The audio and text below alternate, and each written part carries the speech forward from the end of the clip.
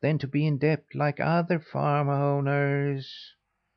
It sounded as if someone was trying to make sport of his wisdom, and he was about to lose his temper, when he realized that it was all a mistake.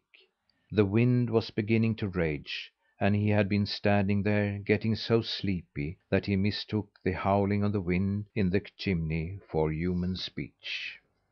He glanced up at the wall clock, which just then struck 11.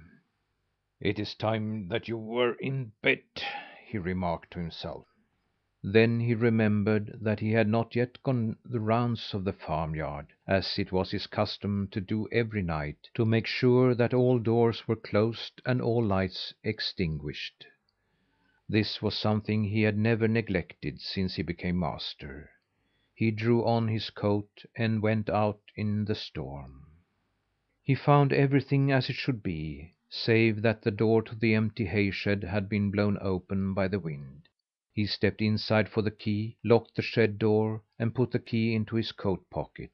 Then he went back to the house, removed his coat, and hung it before the fire. Even now he did not retire, but he began pacing the floor.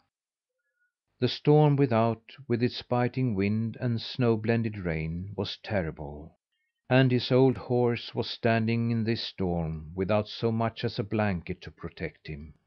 He should at least have given his old friend a roof over his head, since he had come such a long distance. At the inn across the way the boy heard an old wall clock strike 11 times. Just then he was untying the animals to lead them to the shed in the farmyard opposite. It took some time to rouse them and get them into line. When all were ready, they marched in a long procession into the stingy farmer's yard, with the boy as their guide. While the boy had been assembling them, the farmer had gone the rounds of the farmyard and locked the hay shed, so that when the animals came along the door was closed. The boy stood there dismayed. He could not let the creatures stand out there. He must go into the house and find the key. "Keep them quiet out here while I go in and fetch the key," he said to the old horse, and off he ran. On the path right in front of the house he paused to think out how he should get inside. As he stood there he noticed two little wanderers coming down the road, who stopped before the inn. The boy saw at once that they were two little girls, and ran toward them. "Come now, Britta Maja," said one. "You mustn't cry any more. Now we are at the inn. Here they will surely take us in." The girl had but just said this when the boy called to her: "No, you mustn't try to get in there. It is simply impossible. But at the farmhouse opposite there are no guests. Go there instead."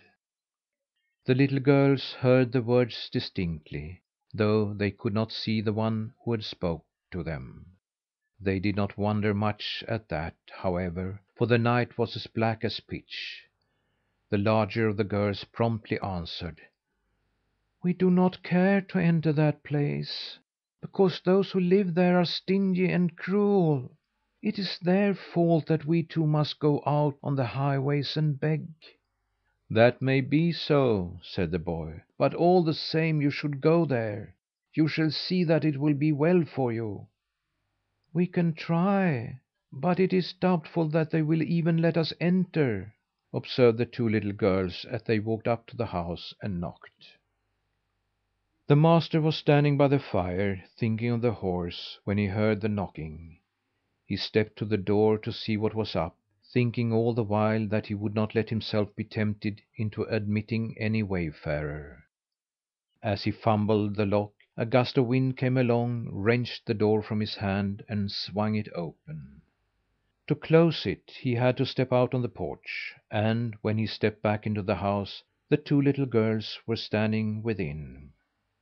They were two poor beggar girls, ragged, dirty, and starving. Two little tots, bent under the burden of their beggars' packs, which were as large as themselves. "Who are you that go prowling about at this hour of the night?" said the master gruffly. The two children did not answer immediately, but first removed their packs. Then they walked up to the man and stretched forth their tiny hands in greeting.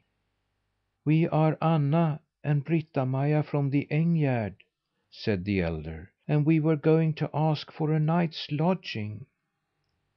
He did not take the outstretched hands, and was just about to drive out the beggar children, when a fresh recollection faced him.Änggärd! Was not that a little cabin where a poor widow with 5 children had lived? The widow had owed his father a few 100 kroner, and in order to get back his money he had sold her cabin. After that the widow, with her 3 eldest children, went to Norrland to seek employment, and the 2 youngest became a charge on the parish. As he called this to mind he grew bitter. He knew that his father had been severely censured for squeezing out that money, which by right belonged to him. "What are you doing nowadays?" he asked in a cross tone.